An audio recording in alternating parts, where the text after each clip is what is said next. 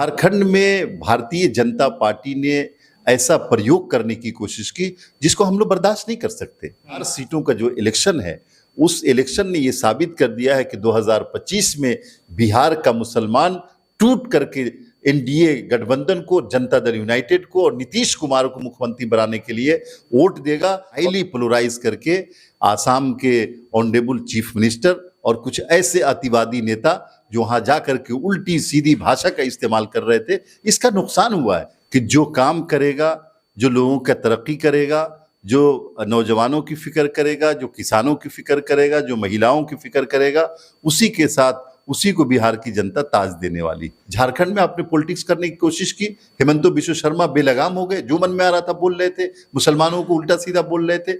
और बिहार में नीतीश कुमार अपने हिसाब से राजनीति कर रहे हैं, अपनी आइडियोलॉजी के हिसाब से, और इसी आइडियोलॉजी पर हमारी आगे भी राजनीति होगी। क्या आपने मुसलमानों के लिए कुछ किया है?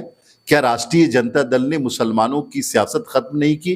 क्या राष्ट्रीय जनता दल ने मुसलमानों की तिजारत खत्म नहीं की? बिहार में 4 सीटों पर उपचुनाव के परिणाम आ गए हैं और एनडीए ने एक तरह से इंडिया गठबंधन का सुपरा साफ कर दिया है। लेकिन उसमें एक सीट सबसे ज्यादा चर्चा में थी, वो थी बेलागंज की, जहां पर एक लंबा वक्त था आरजेडी का कब्जा था। वहां पर जनता दल यूनाइटेड ने इस बार अपना परचम लहरा दिया है।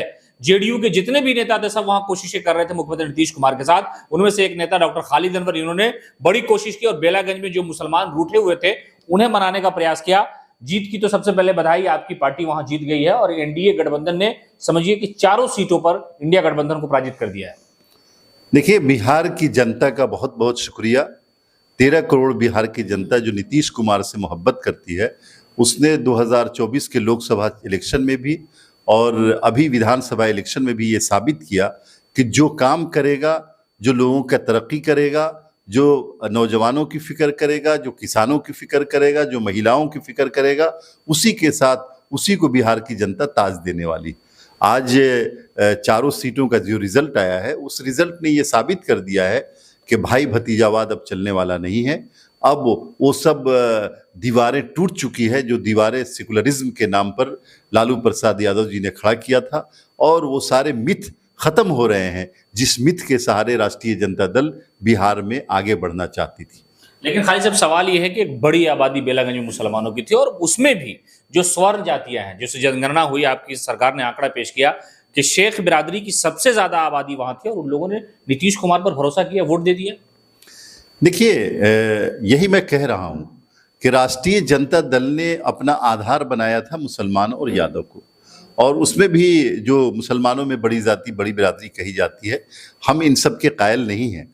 लेकिन ये बेलागंज और रामनगर और तरारी और इमामगंज, इन 4 सीटों ने ये दिखाया कि नीतीश कुमार की जो सियासत है, सभी समाज को लेकर के चलने की, सभी वर्गों के साथ इंसाफ करने की और फेनेटिक सोच को आगे नहीं बढ़ने देने की, उस सोच ने बिहार में एक मर्तबा फिर ये साबित किया है कि 2025 का जो विधानसभा इलेक्शन आने वाला है, उस इलेक्शन में नीतीश कुमार के साथ मुसलमान, दलित, अगड़ा, पिछड़ा सभी वर्ग के लोग आएंगे और हम लोग जो 220 का आंकड़ा है उस आंकड़े को पार करेंगे। यही हम लोगों का टारगेट है। अब चिंतन करनी चाहिए उन लोगों को जिन लोगों ने आज तक मुसलमानों का वोट लिया और वोट लेते रहे हैं, उनको मुसलमान आखिर क्यों छोड़ रहे हैं? क्या आपने मुसलमानों के लिए कुछ किया है? क्या राष्ट्रीय जनता दल ने मुसलमानों की सियासत खत्म नहीं की? क्या राष्ट्रीय जनता दल ने मुसलमानों की तिजारत खत्म नहीं की? क्या राष्ट्रीय जनता दल ने फिरकावाराना फसादात को बढ़ाया नहीं? क्या राष्ट्रीय जनता दल ने फिरका परस्तों को अपने घर में लालू यादव जी ने पनाह नहीं दी? ये सब सोचना पड़ेगा। आखिर क्या वजह थी? क्या आपने दंगाइयों को पनाह दी? दंगा करने वाले पे कभी एफआईआर नहीं किया? आखिर क्या वजह थी कि मुस्लिम बच्चों की तालीम की फिक्र आपने नहीं की? आपने कभी मुस्लिम सियासत को आगे नहीं बढ़ने दिया? जितने मुस्लिम सियासी लीडर थे उनको तबाह बर्बाद किया। ये राष्ट्रीय जनता दल को इन सवालों का जवाब देना पड़ेगा, ऐसा भाग नहीं सकते आप। नीतीश कुमार जी ने क्या किया? नीतीश कुमार जी ने यही किया कि मुस्लिम बच्चों की तालीम की फिक्र की। आखिर टोला सेवक और तालीमी मरकज किसके लिए खोला गया? वही किशनगंज, जहां एक हाई स्कूल होता था, वहां नीतीश कुमार ने 300 से ज्यादा हाई स्कूल खोले। मुसलमानों का लिटरेसी रेट बढ़ा, मुसलमानों को तिजारत में, मुसलमानों को तालीम में, मुसलमानों को रोजगार में, मुसलमानों को हिफाजत में, मुसलमानों को फिरकावाराना फसादात से, हर चीज से। सवाल यह है कि बीजेपी के साथ रहने के बावजूद भी मुसलमान नीतीश कुमार पर भरोसा करने लगा है, जो 4 सीटों का परिणाम आया। बिल्कुल, मुसलमान कल भी भरोसा करता था, लेकिन वोट की शक्ल में भरोसा 2010 में किया था बड़े पैमाने पर।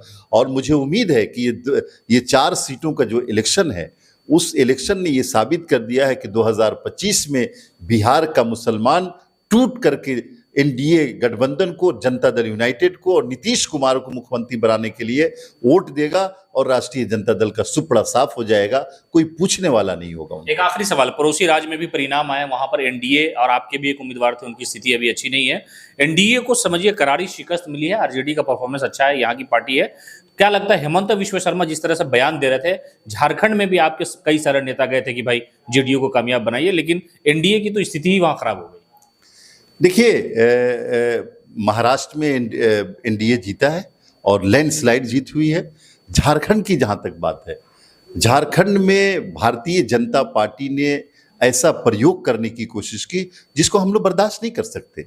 और माफ कीजिएगा, मुझे ये लग रहा था कि ये हाईली पोलराइज करके आसाम के ऑनरेबल चीफ मिनिस्टर और कुछ ऐसे अतिवादी नेता जो वहां जाकर के उल्टी सीधी भाषा का इस्तेमाल कर रहे थे, इसका नुकसान हुआ है। लोग अगर डेवलपमेंट के नाम पे, नीतीश कुमार के नाम पे, नीतीश कुमार की विचारधारा के नाम पे हम लड़े, हम बिहार जीते।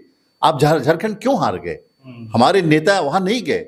लेकिन ये भारतीय जनता पार्टी को और देश में जो लोग राजनीति कर रहे हैं, उनको ये सोचना पड़ेगा कि धर्म के नाम पे वहां महाराष्ट्र में क्यों जीते। हम लोग इसलिए जीते कि देवेंद्र फडणवीस एक सेकुलर नेता माने जाते हैं, अच्छे नेता माने जाते हैं, सोबर नेता माने जाते हैं। वहां इस तरह की पॉलिटिक्स नहीं हुई।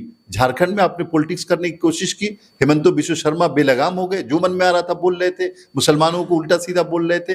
फिर कैसे आप उम्मीद कर सकते हैं कि वो समाज जो कभी बिहार का हिस्सा रहा हो, जो नीतीश कुमार के हर कदम को देखता है, जो ये देखता है कि नीतीश कुमार ने भाईचारा बना रखा है, उसी पार्टी के अलायंस के लोग इस तरह की बातें कर रहे हैं और आपको वोट देंगे? ये सब सही नहीं है। मेरे ख्याल से हम लोगों को इस पे एनालिसिस करना चाहिए। और बिहार में नीतीश कुमार अपने हिसाब से राजनीति कर रहे हैं, अपनी आइडियोलॉजी के हिसाब से, और इसी आइडियोलॉजी पर हमारी आगे भी राजनीति होगी। और आप यकीन जानिए, बिहार पूरी तरह से तैयार है नीतीश कुमार को 2025 में मुख्यमंत्री बनाने के लिए।